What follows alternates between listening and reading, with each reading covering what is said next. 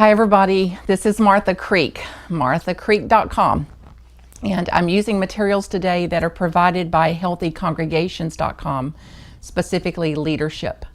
Not just in congregations, but leadership in general. So whether or not you're in a congregation, consider yourself churched or unchurched, or you're in the new category of what people are calling done. I'm in the done category relative to church. You're still welcome here.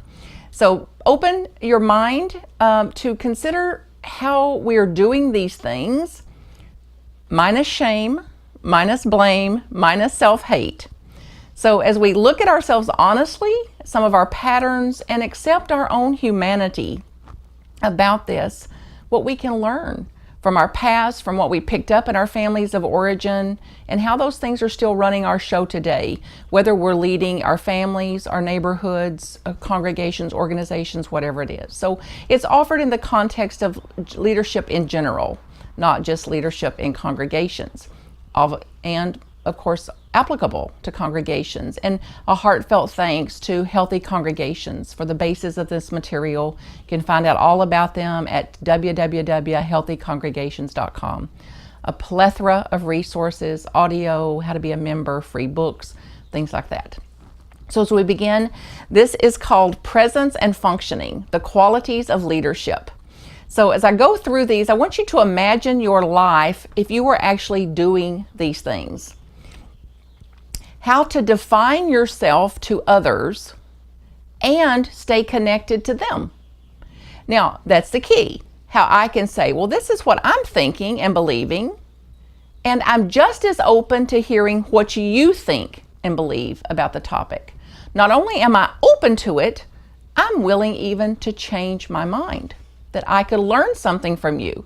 Not that I would change my mind, but I'm open to consider I could get a piece of information from you or learn something from you that would actually shift where I stand. The key difference is the shifting is not from an emotional response. It's not from an emotionality of what you said. It's not from the knee-jerk reaction of you're mad at me or you're going to hold this against me. But like, no, this makes sense to me, that I have learned something here that would cause me to change my mind. So how can I be clear about where I stand based on my own convictions and be as open and accepting as understanding to you and where you stand on a matter? So this sounds easy, right? So imagine anybody in your family, your next family gathering, bringing in their political views or their religious views or anything you disagree on, and what it would be like if you were open to actually hear where they stand on a matter. That you could speak in terms of, well, this is what I think, and this is what I believe, and I'm as honoring and understanding of where you stand, what you think, and what you believe, and I'm just as interested in understanding where you're coming from as I am wanting you to understand where I'm coming from. There's such power in this, and please don't believe me, for until you've applied this for yourself, it's just Martha Creek's blah, blah, blah. So number one, how to define myself and stay in touch with others.